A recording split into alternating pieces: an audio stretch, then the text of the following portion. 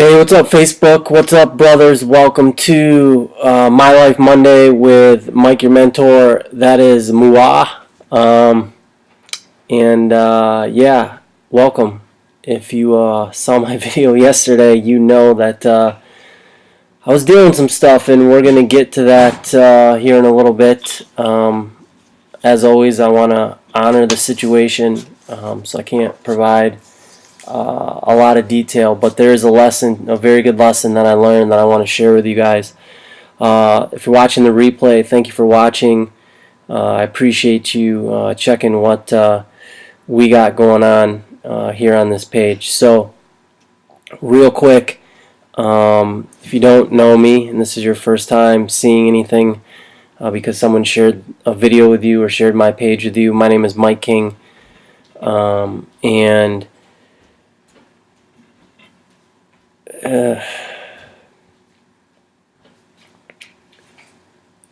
I had a very dysfunctional childhood. I had a very dysfunctional teenage life, and there was a lot of hurt and hard things to deal with in my young adult life. I've shared a lot. I've shared all of that here on this page, and there's plenty of videos that talk about the specifics. But why are you here? Why did someone share this with you, or why did this catch your eye? Because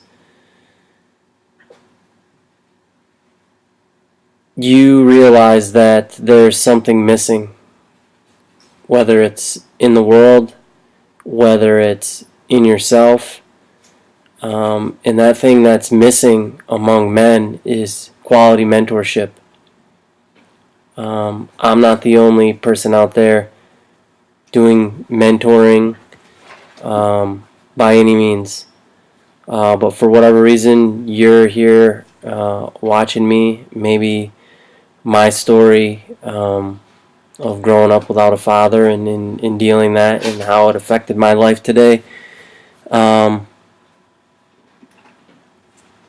There's something, attractive is the wrong word, but there's something there, right, that is drawing you to check this out. So the question I had to ask myself, and I asked myself for a very long time, is why me? Like, why can two people be born into the same situation, right, in the same type of life? Can one person overcome and move on and do things with their life, and other people get stuck and either go down some sort of downward spiral or just never reach their full potential? And those two things that I realized that really made a difference in my life, and they still do today, is one, God's grace. Without God, I wouldn't be here, and I wouldn't have come out on the other side of things like I have. And the second thing is mentors in my life, right? And mentors are all around us. We just have to be willing to look and then speak up at times as well. So I had mentors in books, stories I read of people who, faced hard situations and they overcame, and they were able to do great things in their life, and that gave me hope, and it inspired me to know that, one, I'm not the only person with problems. I'm not the only person that faces hard things and obstacles. And two, I have a choice about how I'm going to let it affect my life. Am I going to let it control me and keep me in prison, or am I going to do what's necessary to make a difference and to overcome those things? And all of that can look a lot of different ways, and we talk about those types of things and how that looks on this channel. Another main part of that is mentors that I had in my life, men who saw great things in me and called those things out and refused to let me, one, be a statistic, holy cow, and two, they held me to a higher calling. And as men, we used to be held to a higher calling. We used to be. But over the last couple of decades, we've gotten away from that higher calling, and it's been whittled away slowly at masculinity. Um, and I don't mean, we. I don't want to get off track. Like anything, masculinity can be abused when it doesn't come from a place of honor and sacrifice. And we need to get that back. We need to get those. There's three things we need to get back in society: love, honor, and sacrifice. Right? And my personal opinion is that the kind of love that we think we know in society, in the world, pales in comparison to what real love is. Because we want love to be easy, right? Like puppies and chocolate and, I don't know, whatever your favorite thing is, right? Yeah, that stuff is easy. That's easy to love that stuff. Who wouldn't love that stuff, right? But real love is forged when things are difficult, when the crap hits the fan, and you got to make a decision. Am I in this for the long run, and am I going to do whatever it takes, whatever's being asked of me to make this work? Or am I going to cut bait and say, you know what, gone?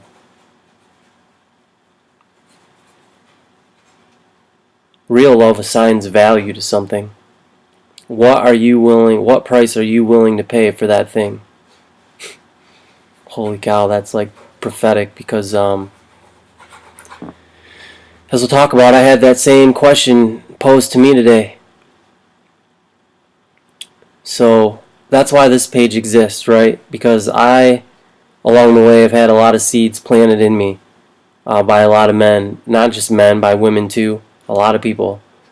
And I'm getting sick and tired of seeing good men beat themselves up. Good men run out on their families, run out on their wives, sacrifice everything that they've worked so hard for 10 minutes of satisfaction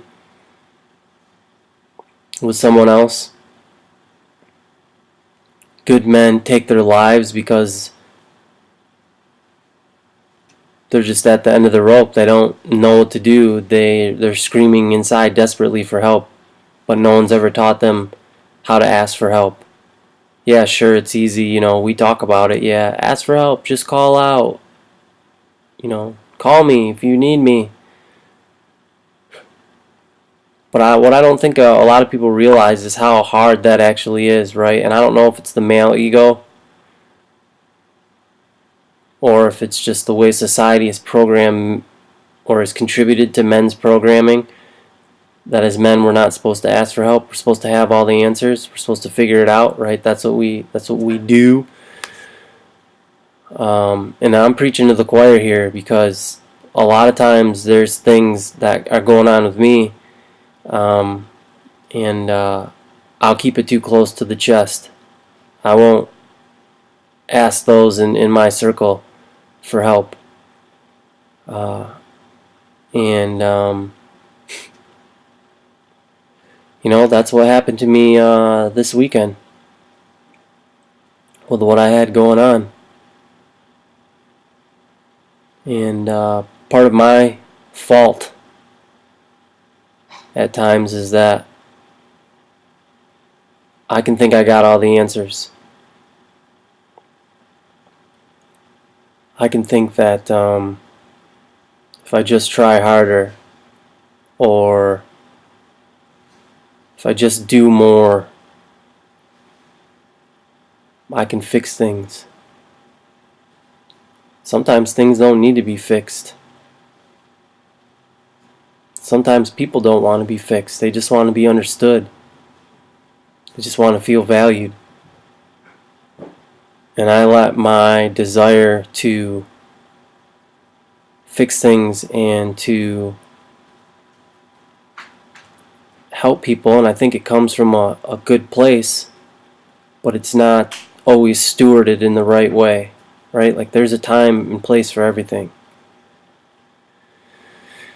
And when I'm when I get ahead of God and I get ahead of myself, um, those gifts that God's placed inside me, I can abuse, and they can end up doing more damage than help. And thanks, Chuck, man. We are here for each other.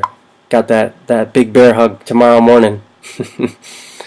um, so today, this morning was rough. It was another rough morning, uh, and it was a self-induced roughness, somewhat, from what carried over this weekend. And I thought that maybe I was in the right, and or I should say that I was all the way in the right. Wow. And I left the situation. It was weird. There was some peace there, but I left the situation almost with like a F it type attitude.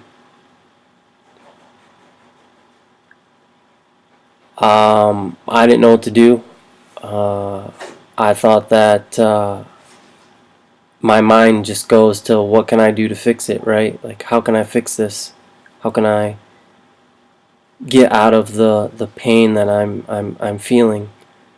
How can I end that for me and for whoever else is involved? And it's funny because what I talk about on this channel. Thanks, Chris. Love you too, brother. Miss you. We should catch up sometime. I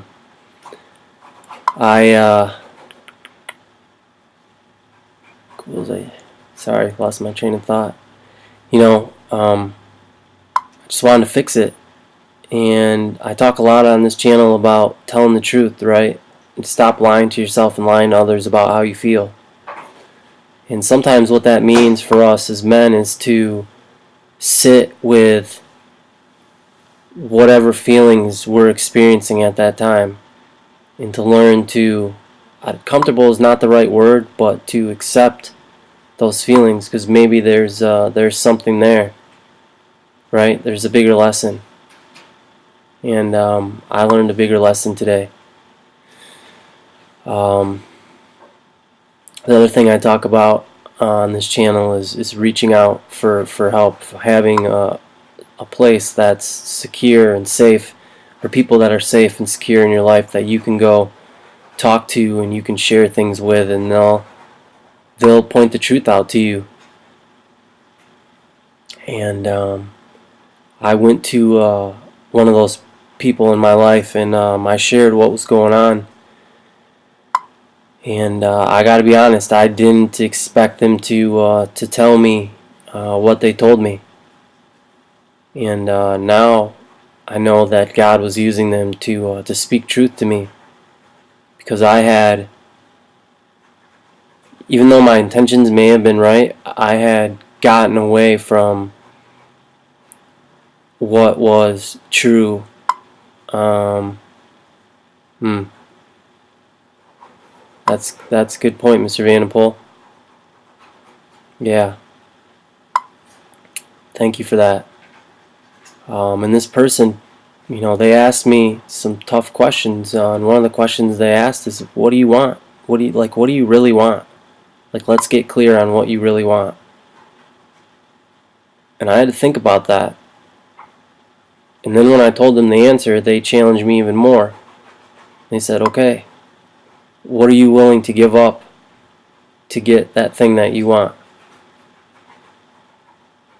What are you willing to let go of?"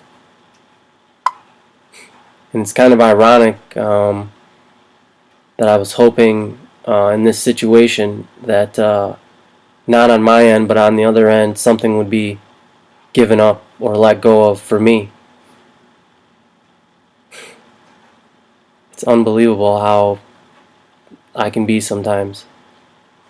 And I had to realize that there was stuff that I needed to give up, to let go of, if what I was saying I really wanted was going to happen. Uh, so once that was illuminated for me, right? Once that blind spot was made apparent for me, I had a choice on whether I was going to act on that or not. And this person, they encouraged me to take action, to not wait, to do what I know I needed to do. And in this situation, it was apologize.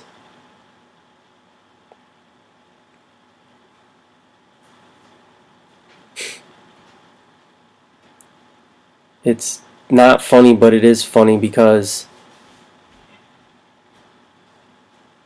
now that I see like the full picture, like how like stupid I've been being in this situation.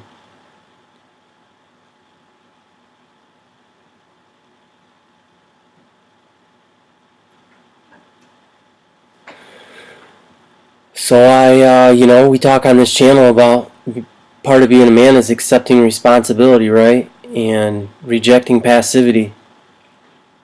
And here was an opportunity for me to do both of those. And I had to go do that. And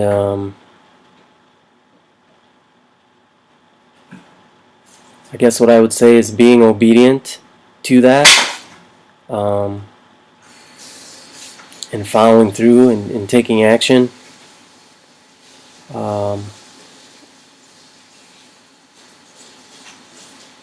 Felt good. It doesn't make the situation whole. I got a lot of work to do still. But you know what? That's okay. Because I'm going to do that work.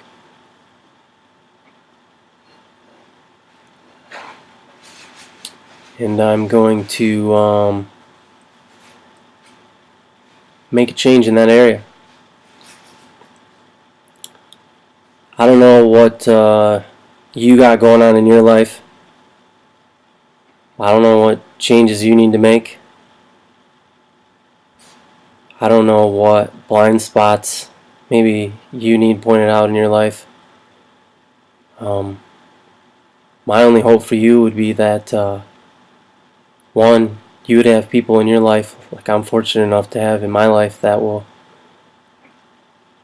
tell me those truths. Not because they, that's right, Clay. Not because they, not because they want to shame me or make me feel guilty or what. It's because they love me, and they can see something that I can't, and they're willing to offend me if they have to tell me that. And I'm grateful for that.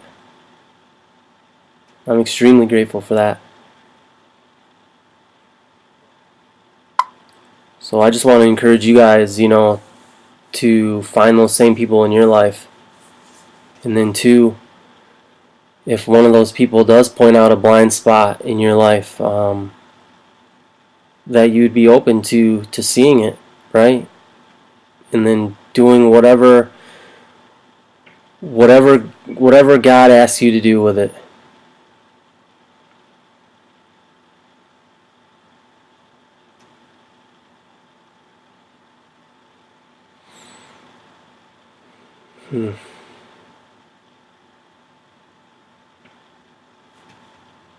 It's manhood, right? Doesn't get any realer than that.